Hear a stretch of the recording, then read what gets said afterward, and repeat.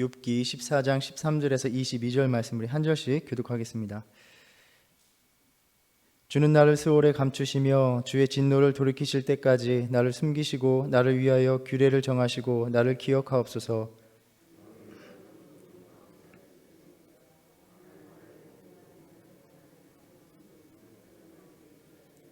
주께서는 나를 부르시겠고 나는 대답하겠나이다. 주께서는 주의 손으로 지으신 것을 기다리시겠나이다.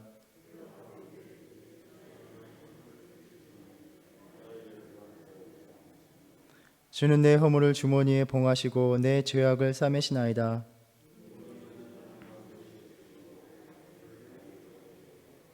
물은 돌을 닳게 하고 넘치는 물은 땅의 티끌을 씻어버리나이다. 이와 같이 주께서는 사람의 희망을 끊으시나이다.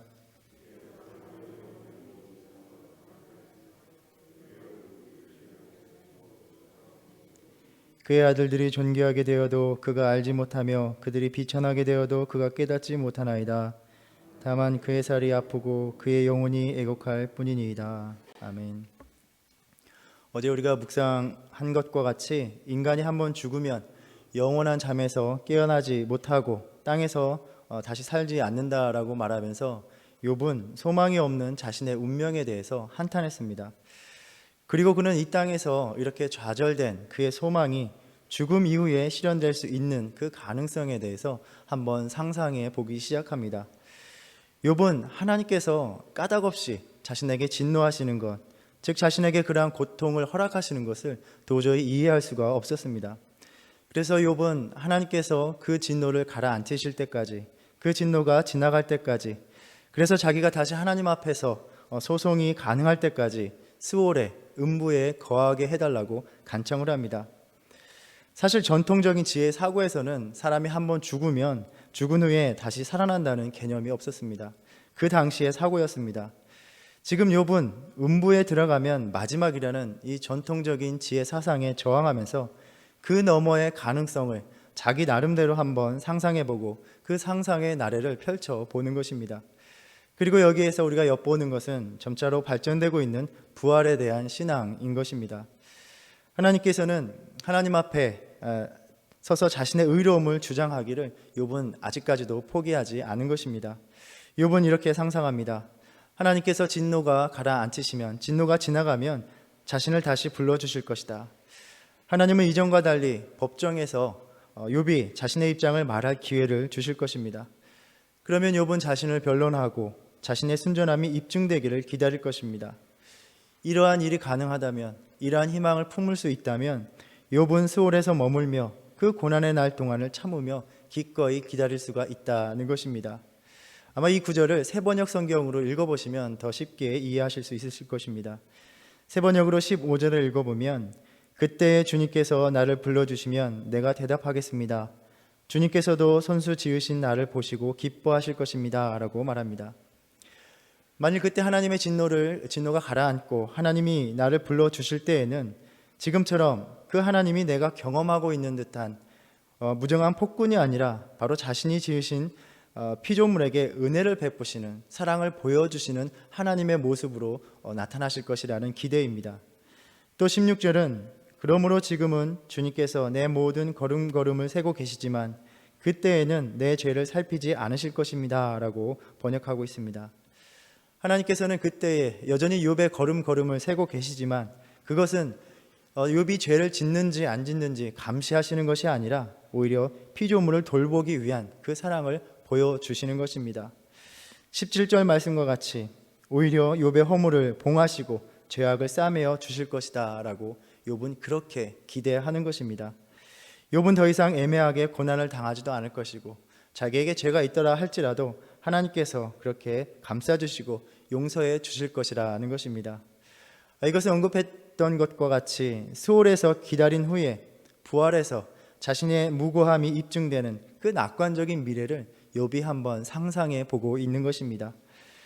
그 당시 사고방식으로는 도저히 가능하지 않았던, 일어날 수 없었던 일을 욥은 생각해 보는 것입니다.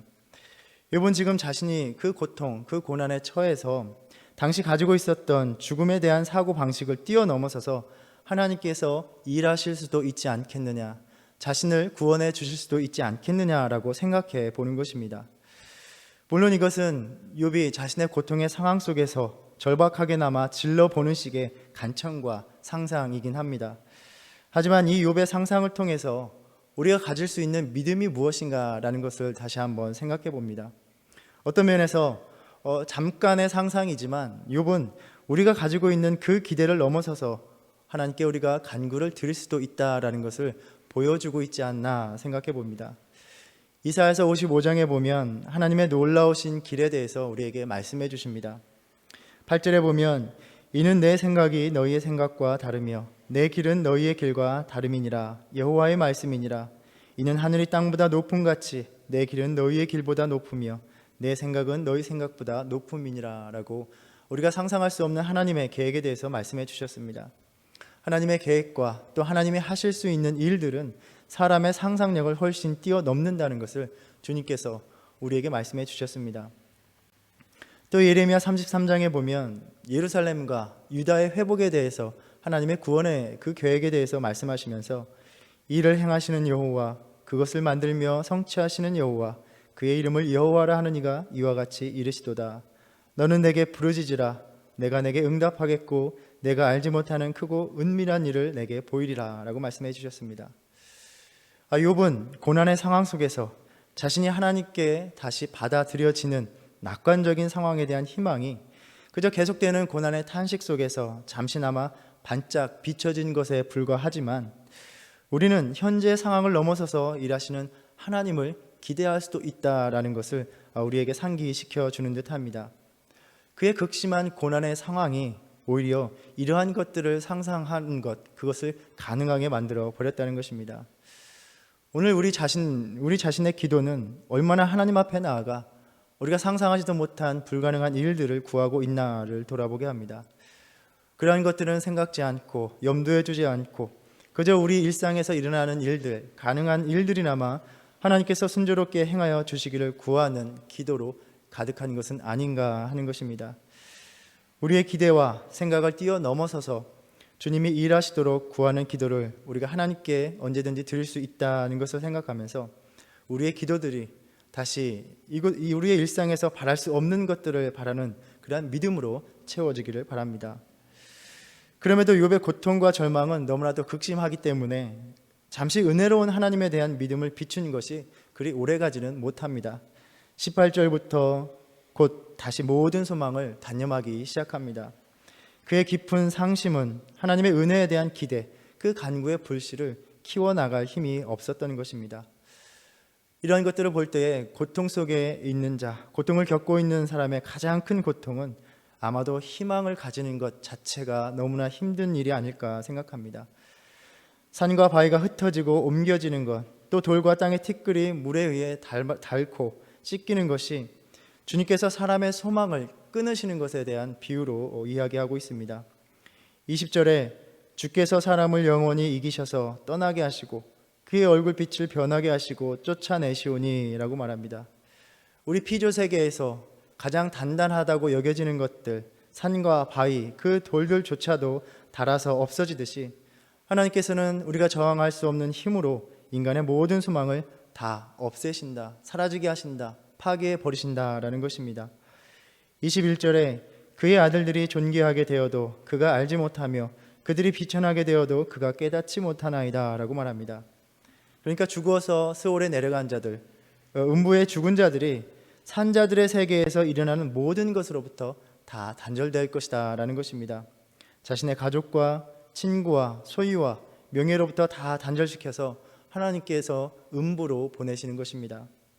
앞에서 음부에 들어가 다시 돌아오는 것을 상상해 보긴 하였지만 실상은 음부에 들어가면 이 땅에서 벌어지는 일들과는 아무런 상관이 없는 그러한 삶이 된다는 것입니다. 욥이 잠깐 희망을 품어 보았지만 다시 자신의 현실을 인식하기 시작한 것입니다. 음부에 가면 죽음 가운데 산자들의 세계와 단절되고 결국 그곳에서 고난만, 자신의 비참함만 남아있을 것이라는 것입니다.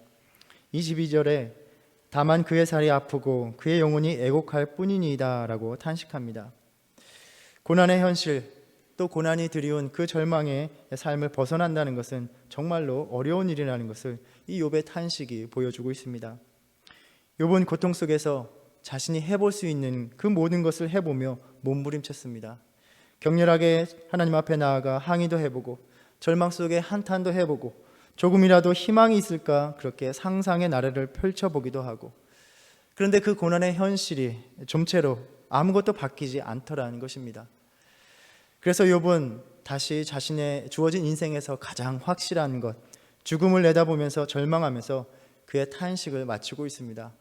이렇게 그의 첫 번째 친구들과의 대화가 그의 절망 속에서 마쳐지는 것을 볼 수 있습니다. 우리가 욥기를 읽으며 아직까지 진행되고 있는 욥의 탄식을 들여다보면 볼수록 우리가 과연 욥을 향해서 무엇을 이야기해야 할지, 우리는 무엇을 어찌해야 하는지 막막하기만 합니다. 그럼에도 불구하고 어제 이 말씀을 묵상하면서 우리는 결국 우리의 소망은 하나님께로부터 나올 수밖에 없다는 것을 다시 한번 생각했습니다. 하나님께서 이 고난을 주기로, 고난을 받기로 허락하셨으니 하나님이 아니면 이 상황을 벗어나게 해 주실 분도 그 누구도 없다는 것입니다. 계속해서 우리는 똑같은 여러 가지를 반복해서 묵상하고 있습니다. 고난의 현실에는 고난을 당하는 이가 있고 그 고난을 바라보는, 지켜보는 이들이 있습니다. 그리고 그 고난의 현실은 이 둘 모두에게 하나님을 다시 새롭게 발견할 것을 요구한다는 것입니다. 하나님이 자신들이 목격하고 있는, 또 경험하고 있는 그 고난의 현실에서 하나님께서 새로운 모습으로 자신을 드러내시는 것입니다. 이 둘 모두가 자신들이 가지고 있었던 이전의 모든 인식을 뛰어넘어서시는 그 하나님을 만날 준비를 해야 한다는 것입니다. 내가 아는 하나님에 대해서 이야기하는 것을 멈추고 바로 지금 하나님이 우리의 삶의 현실에 무엇을 말씀하시는지, 어떻게 자신을 드러내고 계시는지를 겸손히 기다려야 한다는 것입니다. 그리고 무엇보다도 그 고난받는 자, 고통받는 자에 대한 판단을 멈추는 것이 낫다는 것입니다. 때로 우리는 고난당하는 자들을 위로하기 위해서 너무나 쉽게 그 고난에 의미를 부여하곤 합니다. 하나님께서 너의 죄를 심판하시는 것이다. 하나님께서 다 뜻하신 바가 있다. 하나님께서 너를 가르쳐 주시고 훈육하시는 것일 것이다. 하나님께서 너를 더 성장시키시려고 이러한 고난을 너에게 주신 것이다. 그런데 때로 우리는 하나님에 대해서 이야기하는 것도 삼가는 것이 낫다는 것입니다. 고난에 대한 피상적인 이해, 너무나 쉽게 부여하는 그 의미가 오히려 사람들에게 상처를 줄 뿐이라는 것입니다. 친구들처럼 이 고난에 대해서 하나님께서 무엇이라고 이야기하실지 내가 하나님을 대신해서 말해줄 수 있다는 식의 어설픈 시도를 하지 않는다는 것, 그것을 하는 것을 경계해야 한다는 것입니다. 친구들은 오히려 우리가 살펴보았지만 교리로 하나님을 가두어 버렸습니다. 인과응보의 교리에 갇혀서 하나님은 마치 아무것도 하실 수 없는 것처럼 만들어 버렸습니다. 이 고난을 끝내실 수 있는 분이 아니라 오히려 이 고난을 줄 수밖에 없는 하나님처럼 이야기하는 식으로 되어버렸습니다. 고난을 당하는 자 앞에서 우리는 아무것도 이야기하지 말고 침묵하는 것이 더 낫다는 것입니다. 그 침묵 속에서 우리는 다만 그들의 아픔을 들여다보고 그들의 아픔에 공감하는 것, 그것이 중요하다는 것입니다. 생각해보면 때로 우리는 고통받는 자들에게 다가가서, 고난받는 자들의 상황에 다가가서 하나님에 대해서 이야기하면서 그 고난에 대한 동참이나 긍휼히 여기는 것을 하나님의 일로 돌려버릴 때가 많은 것 같습니다. 하나님께서 인도해 주실 거야, 하나님께서 너를 붙들어 주실 거야, 어루만져 주실 거야 라고 말하면서 정작 우리 자신은 그들의 고난에서 한 발짝 늘 떨어져 있다는 것입니다. 바로 이것이 친구들이 보여준 모습입니다. 욥이 그들에게 바랬던 것은 단 한 가지였습니다. 하나님에 대해서 이야기하지 말고 자신의 아픔에 대해서 공감해 달라는 것입니다. 너희들이 이야기하는, 너희들이 알고 있는 하나님에 대해서는 내가 이미 다 알고 있으니 그 하나님의 앞에 나아가 내가 내 문제에 대해서 하나님이 뭐라고 말씀하시는지 내 자신이 확인하고 들을 것이니 너희는 그저 나의 아픔에 공감해 달라라는 요청이었습니다. 또 우리는 그러한 상황 가운데서 보이지 않는 하나님, 침묵하시는 하나님에 대해서 그 하나님을 어떻게 만나야 하는가를 우리는 고민하게 됩니다. 욥이 이 고난 속에서 지금까지 알고 있는 하나님과는 전혀 다른 하나님을 만나야 했습니다. 하나님께서는 자식들이 연애를 베풀 때마다 그 자식들이 죄를 지을까 제사를 드릴 때마다 오히려 하나님은 그 죄를 용서해 주셨습니다. 언제나 자신의 번과를 자비와 은혜로 용서해 주시는 하나님, 그래서 자신이 늘 의인으로 머물게 하시는 하나님을 경험하고 만나왔습니다. 그러나 욥은 의인에게도 고난을 허락할 수 있는 하나님, 모든 것을 그분의 뜻대로 하실 수 있는 절대 주권을 가지신 하나님을 만나야 했던 것입니다. 욥은 지금 하나님께서 연약한 그런 자신과 같은 피조물을 부당하게 대하신다고 불평을 하고 있지만, 실제로 욥이 겪고 있는 절망은 하나님께서 우리 인간들이 가지고 있었던 기준, 그 선악의 기준대로 행하시지 않고 자신이 기대하는 모습, 자신이 알고 있던 모습으로 하나님 자신을 드러내지 않으신다는 것이었습니다. 하나님의 주권 아래 우리 인간이 가진 틀을 넘어서는 비밀스러움이 있음을 욥은 깨달아야만 했던 것입니다. 그렇기 때문에 우리 인간의 눈으로 보기에는 여전히 이 세상이 질서 있는 모습으로 되어가지 않고 혼란과 혼돈으로 보이는 상황조차도 하나님께서 주권을 가지고 행하고 계시다는 것을 인정해야만 한다는 것입니다. 그런데 특별히 이 고통 속에서, 우리가 겪고 있는 그 고난의 현실 속에서 하나님의 절대 주권을 인정하기까지는 바로 이 욥의 탄식이 보여주고 있는 것처럼 우리의 내면은 큰 혼란을 겪고 갈등이 일고 때로는 억울함 속에서 분노가 일기도 한다는 것입니다. 그리고 그 절망을 겪고 있는 욥의 곁에는 아무도 없었습니다. 혹자는 고난을 통해서 우리에게 허락된 그 고독의 시간을 견디는 것이 승리의 비결이다라고 말하기도 합니다.